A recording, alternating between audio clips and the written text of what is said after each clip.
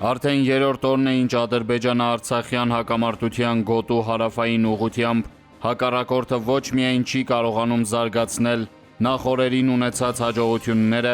այլև որոշ հատվածներում զիջելով դիրքերը մեծ կորուստների գնով անցել է պաշտպանության։ Այսօր գտնվելով մարտագծի Բերձոր իշխանաձոր մարտական գործողությունների շրջանում եւ ականատեսը լինելով մեր զորատեսակների փայլուն պատրաստակամությանը, համոզվեցի, որ ամեն ինչ արվում է այնպես, որպեսզի վերջնական արդյունքում ունենանք լիարժեք հաղթանակ, գրել է Սենոր Հասրատյանը։ Մարտունու շրջանի Շեխեր, Թաղավարտ եւ Զարդարաշեն գյուղերի ուղղությամբ օրվա ընթացքում թշնամին մի քանի անգամ դիվերսիոն գրոհներ է ձեռնարկել, սակայն պաշտպանության բանակի եւ աշխարհազորի փոխգործակցված ճիշտ աշխատանքի շնորհիվ այդ խմբավորումները հետ են շպրտվել, ունենալով կենթանի ուժի եւ զինտեխնիկայի կորուստներ։ Առաջնագծի այլ հատվածներում թշնամին իր ագրեսիան ցուցաբերել է միայն հրթիռակոծության ենթարկելով մեր խաղաղ բնակավայրերն ու դիրքերը։ Հաղթելու ենք։ Միթե այս ծանր վիճակը ոմանց համար դաշ չէ։ Մենք ի վերջո հասուն երկիր ենք, բայց այդպես էլ չենք կարողանում իմանալ հստակ ձևով ով է մեր թշնամին, ով է մեր բարեկամը, ով է մեր եղբայրը։ Տարածաշրջանում մարդասիրական աղետ է ստեղծվել, երկուստեք կան մեծ քանակությամբ զոհեր։ Հիմա իրավիճակն այսպիսին է, եւ եթե Ռուսաստանը մեզ եղբայրական երկիր է, եւ Ռուսաստանը միակ երկիրն է, որը կարող է կանգնեցնել այս պատերազմը, միջամտել եւ վերականգնել խաղաղություն եւ կայունություն հաստատել, չդիմենք, առաջին լրատվականի հետ զրույցում ասաց Արցախի պահպանողական կուսակցության ղեկավար, Արցախի նախագահի խորհրդական Դավիթ Բաբայանը։ Նրա խոսքով Արայիկ Հարությունյանի նամակի եւ Նիկոլ Փաշինյանի հայտարարության, որ դիվանագիտական հարթակում Արցախի հարցն այլևս լուծում չունի, հակասություն չկա։ Երբ որ վարչապետն ասում է, որ դիվանագիտական լուծում չկա, դա չի նշանակում, որ մենք բանակցությունները պետք է դադարեցնենք։ Խոսել այն մասին, որ այս հակամարտությունը պետք է միայն պատերազմով լուծել, ճիշտ չէ։ Իրավիճակը հղի է պայթյուններով։ Պատերազմական գործողությունները պետք է դադարեցվեն։ Հիմա պետք է պատերազմը դադարեցնել եւ սկսել բանակցությունները, ասաց Բաբայանը։ Անդրադառնալով ԱՄՆ-ում տեղի ունեցած հանդիպումներին, ինչպես նաեւ ԱՄՆ նախագահ Դոնալդ Թրամփի հայտարարությանը, թե Լեռնային Ղարաբաղի հարցով բանակցություններում շատ լավ առաջընթաց է գրանցվել, Բաբայանը նկատեց, որ Թրամփի այս հայտարարությունը պատահական չէ եւ առաջիկա օրերին կտեսնենք այդ հայտարարության առարկայական արդյունքները։ Ես հույս ունեմ, որ շատ լավ առաջընթաց բառակապակցությունը մենք շուտով կտեսնենք պրակտիկորեն։ Եթե նման հայտարարություն է արվում պատերազմական թեժ փուլում, ուրեմն Թուրքիայի եւ Ադրբեջանի վրա համապատասխան ազդեցություն է ցուցաբերվել։ Հուսով եմ դա դրականորեն կազդի տարածաշրջանում խաղաղության եւ կայունության վերականգնման համար։ Նման մակարդակի հայտարարությունները պատահական չեն, ասաց Բաբայանը։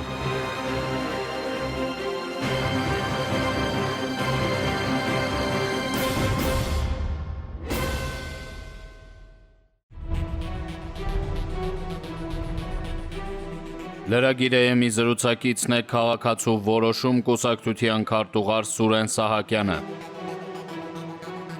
Պարոն Սահակյան, ինչպես եք գնահատում Արցախի նախագահի նամակը Ռուսաստանի Դաշնության նախագահ Պուտինին։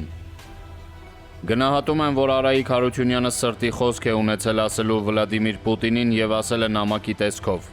Սա առաջին դեպքը չէ, որ պարոն Հարությունյանը դիմել է Ռուսաստանի ռազմաքաղաքական ղեկավարությանը։ Մինչ այդ էլի նախաձեռնություններ են եղել, որոնց հասցեատերերից Ռուսաստանում էլ են եղել։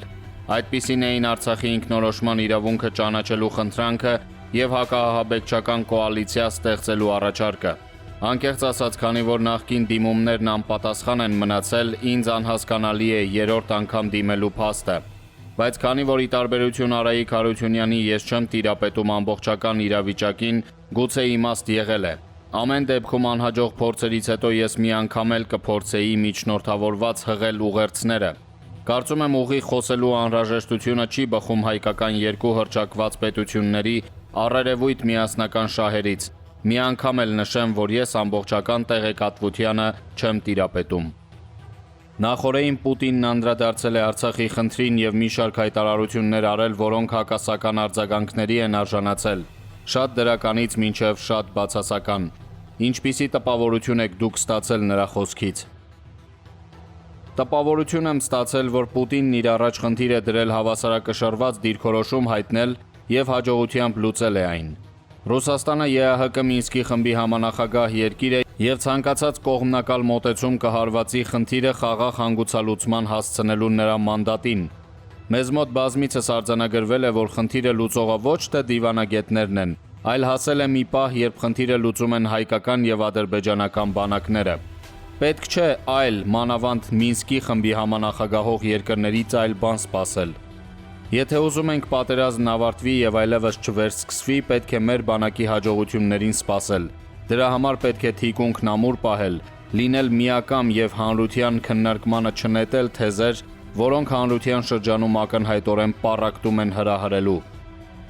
Հատկանշական է, որ Պուտինի հայտարարությունից հետո թե այդ տարածքները չեն կարող երկար մնալ հայերի ձեռքին, եղավ նաև Փաշինյանի հարցազրույցը, որտեղ նա դեմ չէր արտահայտվել ռուս խաղաղապահների տեղակայմանն Արցախում։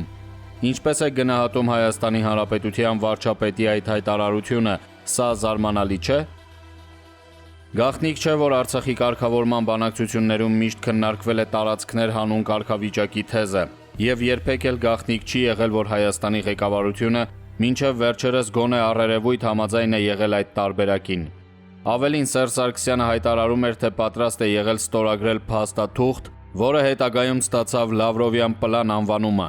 Այս պարագայում ինչու պետք է Պուտինը չնշեր տարածքների վերադարձը որպես խաղաղ կարգավորման կարևոր խաղաքարտ։ Սակայն այդ թեզը թե այն ժամանակ, թե այժմ մերժվում է Ադրբեջանի կողմից, եւ հիմա այդ հարցը լուծվում է ռազմի դաշտում։ Լավ է թե վատ, դա երկրորդ հարցն է։ Պետք է հաշվի առնել իրողությունները։ Նախկինում բանակցության սեղանին դրված թղթերն ու տրամաբանությունը մնացել է անցյալում։ Ինչ վերաբերում է ապագային եւ դրանում խաղաղապահների մասին խոսակցություններին, ապա դա նույնպես մաշված թեմա է։ Ադրբեջանը խաղաղապահների իր կազմն է պնդելու, Հայաստանն իրենը։ Այդ հարցում կոնսենսուսը կարծես բացառվում է մյուս բոլոր համաձայնությունների նման։ Այս պատերազմի ելքը վճռվելու է բանակներից մեկի հաղթանակով եւ մյուս բանակին շատ երկար ժամանակ կպահանջվի մինչև նոր պատերազմին պատրաստվելը։